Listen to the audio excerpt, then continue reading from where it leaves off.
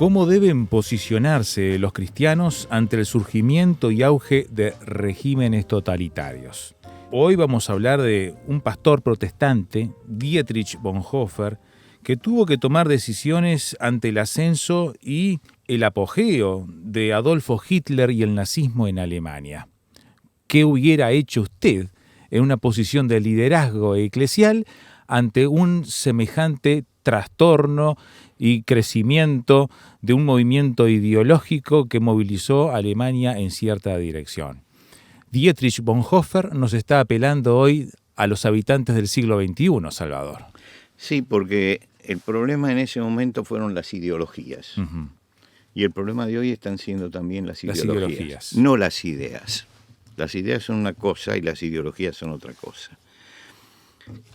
Un pastor luterano en ese momento decía: el tiempo se ha cumplido para el pueblo alemán en Hitler. Es gracias a Hitler que Cristo, Dios el ayudador y el redentor, se ha hecho efectivo entre nosotros. Otro decía: Hitler es el camino del espíritu y la voluntad de Dios para el pueblo alemán. Quiere decir que Cristo, para muchos de ellos, había venido en forma de Hitler. Hay que entender que el pacto de Versalles, con el cual termina la Primera Guerra Mundial, humilla tanto a Alemania que los alemanes estaban buscando realmente una forma de resarcirse, de levantarse, de salir de la humillación en la que habían sido puestos. O sea, Versalles cimentó... Versalles fue la puerta y la llave de la Segunda Guerra Mundial, porque no se puede al pueblo vencido ponerle las condiciones que le pusieron en ese momento al pueblo alemán. Y entonces ese pueblo buscaba en alguna forma surgir y no podía surgir. Claro. Porque no podían cumplir todas las exigencias de Occidente. Estaban limitados, claro. totalmente limitados. Por ejemplo, no podían hacer barcos de más que un determinado tonelaje, porque no podían hacer acorazados. Claro, el ingenio del pueblo alemán hizo el Graf Spee, que es el acorazado de bolsillo, le llamaban, porque dentro del tonelaje que le ha permitido tenían un acorazado. Pero todo eso hablaba de la humillación en la que estaba sumido el pueblo. Y en esa búsqueda surge justamente un caudillo, como era Hitler, con un gran verbo y una gran verba, y comienza a su prédica, y muchos creen que él es el enviado de Dios, ¿no? El pueblo alemán, después de la derrota, creía que Dios tenía que mandar a alguien que lo sacara de esa situación. Y como vimos en estas declaraciones, hubo pastores que se asociaron a Hitler. Y hay fotografías que lo muestran. Acá no es simplemente lo que se escribe, sino lo que se ve también. Que está Hitler, está desfilando el ejército, Hitler está haciendo el saludo nazi, y al lado está el pastor luterano haciendo el saludo nazi junto con él. Es decir, está apoyando abiertamente. Y sin embargo, allí hubo un pastor verdaderamente espiritual que vio la realidad. Y ese pastor fue Dietrich Bonhoeffer. Bonhoeffer vio lo que había pasado, vio que decir la verdad en ese momento era tener que pagar un gran precio, estuvo dispuesto a pagar ese precio y pagó con su propia vida por eso. Pero es un hombre comprometido, es un hombre íntegro. Puede alguno de nuestros oyentes disentir con el pensamiento teológico, no, pero con lo que no se puede disentir es con la integridad de este hombre. Y yo quisiera que este programa fuera un homenaje a la integridad de un hombre que realmente se jugó por la fe cristiana en un momento difícil en que nadie se jugaba por eso. ¿Quién es Dietrich Bonhoeffer entonces? Mira, Dietrich Bonhoeffer nació el 4 de febrero de 1906 en Alemania. Y era el sexto hijo de una familia que tuvo 8 hijos. La familia era tibiamente religiosa. No era una familia de un gran compromiso religioso. El padre era profesor de psiquiatría y de neurología, y era muy famoso como profesor de esto, ¿no? En el campo de la psiquiatría era muy famoso.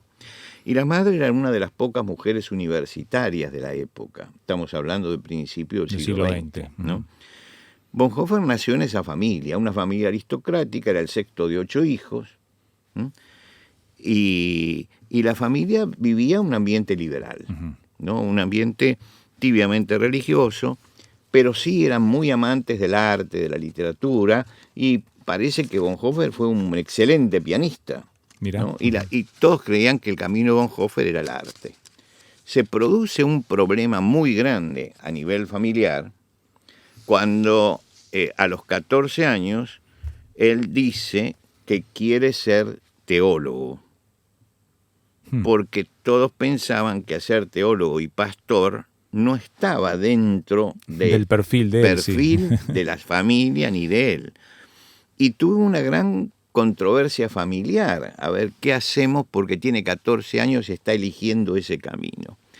Ahora, él persistió en esta idea y a los 21 años se graduó en la Universidad de Berlín y fue como pastor asistente a Barcelona. En Barcelona había una comunidad alemana, entonces él fue allí como pastor asistente. También estudió después en Nueva York y fue ordenado pastor en Berlín. Y él contempló el ascenso de Hitler. Es decir, él vio todo el proceso desde el principio hasta el encumbramiento en el poder. Y vio con horror cómo la iglesia luterana y muchos cristianos, porque no podemos hablar en general de la iglesia luterana, muchísimos cristianos aceptaban las normas que imponía Hitler. Por ejemplo, no podía haber pastores que no fueran arios. Pureza de raza. De ninguna manera podía haber un judío, ni podía entrar en los seminarios. Y lentamente eso fue, a medida que las instituciones cedían a eso, entonces Hitler avanzaba un poco más. Y entonces fue avanzando un poco más. Y comenzó la persecución a los judíos, la noche de los cristales rotos. Y comenzaron los campos de concentración. Y después el pastor al ordenarse debía jurar fidelidad a Dios. Siempre hay un voto de fidelidad a Dios, pero el voto era de fidelidad a Dios y al Führer. Y se aceptó también eso. Y comenzaron a perseguir a los judíos y a ponerlos en los campos de concentración, y acompañaban ellos a Hitler haciendo el saludo nazi. Entonces ahí es cuando el joven, porque era muy joven Bonhoeffer, pensemos en lo que hemos dicho, nació en 1906, la guerra es en 1939, en el comienzo de la guerra, no en el ascenso de Hitler, sino en el comienzo de la guerra, él tiene solamente 33 años. Quiere decir que todo lo que hizo, lo hizo siendo un hombre muy joven, pero él, junto con otros pastores y otros teólogos, organizaron una iglesia paralela que se llamaba la Iglesia Confesante. Ahora, esa iglesia paralela tenía una declaración que vendría a ser una declaración de fe para el momento que se estaba viviendo. Entiendo. ¿No? Repudiamos la falsa enseñanza de que la iglesia puede y debe reconocer otros sucesos y poderes, personalidades y verdades como revelación divina junto a la única palabra de Dios. Muy importante. Muy importante, pero esto lo llevaba a tener que ir a la clandestinidad. Y en ese momento él escribe lo que es la pieza fundamental de su obra. Yo cuando doy clases para graduados y todo eso, en teología y que están trabajando en el pastorado, les digo que ese libro es un libro imprescindible. La traducción, el título del libro en español, el primer título, era El precio de la gracia. Sí. Después se lo cambió porque tal vez no era muy fiel al título original. Yo no conozco alemán, así que no puedo opinar sobre esto, pero el costo del discipulado. Sí. A mí me gusta mucho el precio de la gracia, porque él llama a una obediencia radical. Dice que el cristiano no puede ser tibio. Tiene que tener una obediencia radical a Jesucristo, sobre todo en los tiempos de ideología. en los tiempos como los nuestros. Es decir, que la ideología produce algo en el hombre que es negativo porque puede torcer su camino como cristiano. Y él dice que entonces hay que ser radical en esto. Y llama a una obediencia que tiene que ser fiel y radical a Jesucristo, ¿no? Un llamado severo, ese es el libro, a los cristianos que están demasiado cómodos, a los que no se juegan, a los que no entendieron algo de lo que hemos hablado muchas veces, que el cristianismo es una epopeya, tiene una épica, ¿no? Y entonces no se atreven a la épica, ¿por qué? Porque prefieren el aburguesamiento de la iglesia, el acomodamiento, a salir y exponer la vida frente a todas estas cosas. Más en medio de la crisis que estaba Por viviendo. supuesto, porque a nadie le gusta vivir esta crisis, y uno sabe los peligros de la crisis, ¿no? Y justamente por eso ese libro es importante y hay que tener en cuenta su lectura. Por supuesto que a lo mejor desde cierto punto de vista teológico particular hay cosas que tal vez no encajan, pero el sentido ético del libro, ese sentido tiene que estar presente en la iglesia hoy. Y ese sentido es justamente el que está faltando. Hacemos una pausa y seguimos hablando de Dietrich Bonhoeffer y su contexto y lo que produjo su compromiso con la fe. Y estamos hablando de Dietrich Bonhoeffer. Nos hablabas de su posicionamiento en medio del ascenso del nazismo y de Adolfo Hitler en la Alemania de la primera mitad del siglo XX.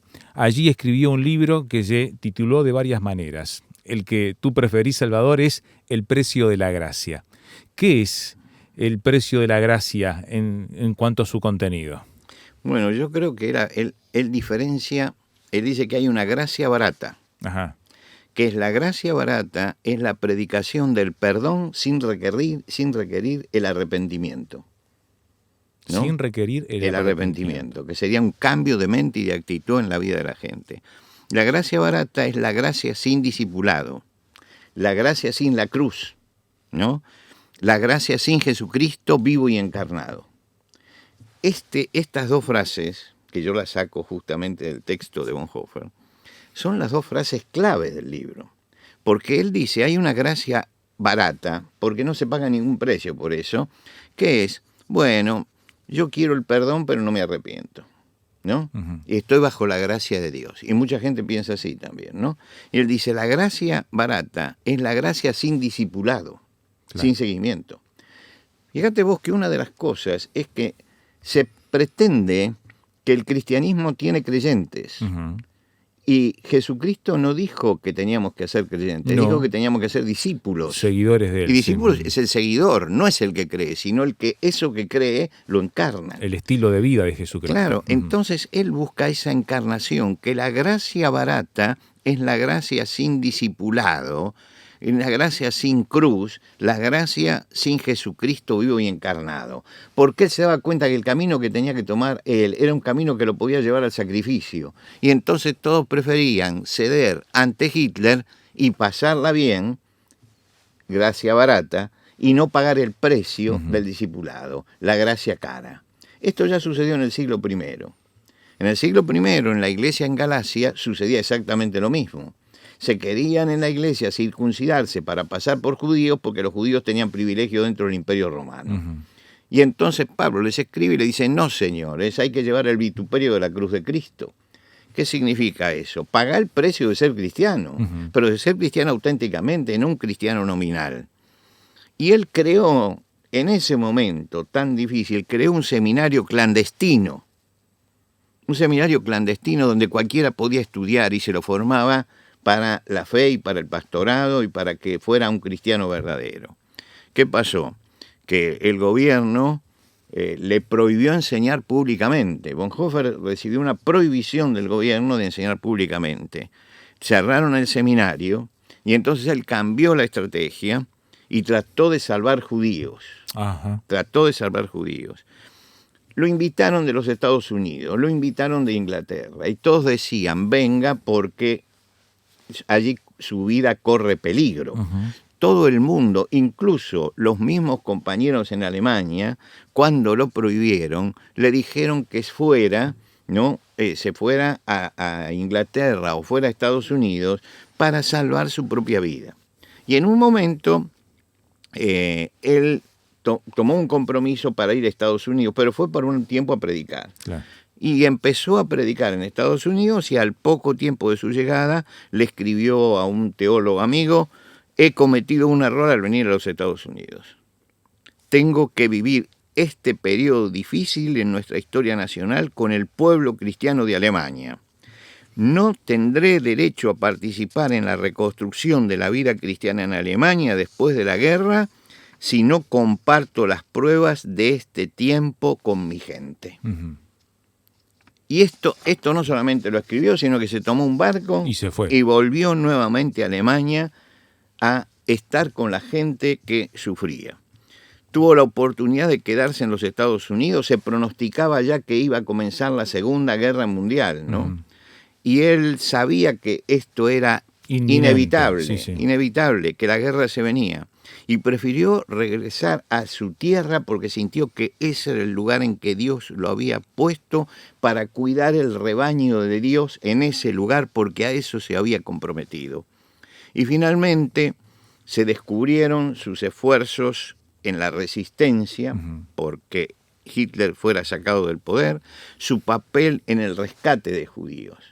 Él decía que no podía ser que un solo hombre, en su locura, matara, masacrara en los hornos a millones de judíos. Y lo estaba haciendo. Y resulta que él no era de los que ignoraba. No ignoraba que eso estaba pasando. Él sabía que eso pasaba. Y porque sabía que eso pasaba, se comprometió con eso. Ahora, un día vuelve a su casa, lo están buscando y se lo llevan preso. Lo llevan preso. Llevan preso y lo metieron en una cárcel, y en esa cárcel él empezó a pensar cuál es el problema de este pueblo, que siendo tan inteligente como es, porque el pueblo alemán es un pueblo inteligente, de filósofos, grandes educadores, grandes escritores. Los grandes filósofos y más profundos son alemanes. Claro. ¿Cómo puede ser que pase esto? Y entonces en esa meditación él llega a una conclusión. Y la conclusión es que los hombres pueden ser muy inteligentes, ¿no? Y él utiliza una palabra muy fuerte que a lo mejor le puede chocar a alguno de nuestros oyentes, pero la voy a usar porque es la que usa él. Pero pueden ser idiotas morales. Ajá. Y dice, con un idiota moral usted no puede discutir. No puede discutir, porque el idiota moral puede ser muy inteligente, pero le vendieron un paquete ideológico y entonces defiende ese paquete ideológico. Le falta la capacidad. Discernimiento, ¿no? El discernimiento, Uh-huh, pero desde el punto de vista moral. Uh-huh. Porque no tiene, el idiotismo no está en la intelectualidad, sino está en la moralidad. Ajá. Y entonces dice, ese es el problema que hay. Y él pasa 2 años en prisión, escribe mucho, pastorea a otros presos, reflexiona sobre el significado de la fe, profundiza su pensamiento hasta que lo mandan a un campo ya de exterminio. Uh-huh. Y en ese campo de exterminio, el 9 de abril de 1945... Muy cerca de terminar la guerra. Un mes antes de terminar la guerra, de que Alemania se rindiera, el 9 de abril del año 45 fue ahorcado con otros 6 miembros de la resistencia. Uh-huh. A los 39 años, con una novia al que él le escribía y en sus cartas a los amigos decía, ella cree que yo soy un mártir, yo soy un cristiano que está cumpliendo con su deber, nada más. Y 10 años después, uno de los médicos que estuvo presente en la ejecución contó cómo fue la ejecución de él. Y dice, los prisioneros fueron sacados de sus celdas y se les leyeron los veredictos del Consejo de Guerra. A través de la puerta entreabierta, en una habitación, vi que el pastor Bonhoeffer, antes de quitarse la ropa de la prisión, se arrodilló en el suelo, orando fervientemente a su Dios. Me conmovió profundamente la forma en que oró este adorable hombre, tan devoto y tan seguro que Dios escuchó su oración. Volvió a decir una oración y luego subió los escalones hacia la horca, valiente y sereno. En los casi 50 años que he trabajado como médico, nunca he visto morir a un hombre tan completamente sumiso a la voluntad de Dios. Y yo creo que este es el punto final de una vida. ¿Qué hicimos hoy en nuestro programa? No fue Bonhoeffer un cristiano promedio. Fue un gran cristiano. Fue un cristiano radical, entregado totalmente a Dios. Y este programa nuestro es un homenaje a un hombre, un mártir del siglo XX, que dio su vida.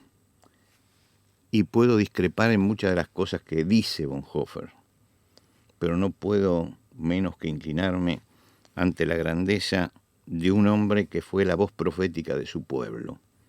Y en este momento la sociedad necesita que se levanten muchas voces proféticas como la de Dietrich Bonhoeffer.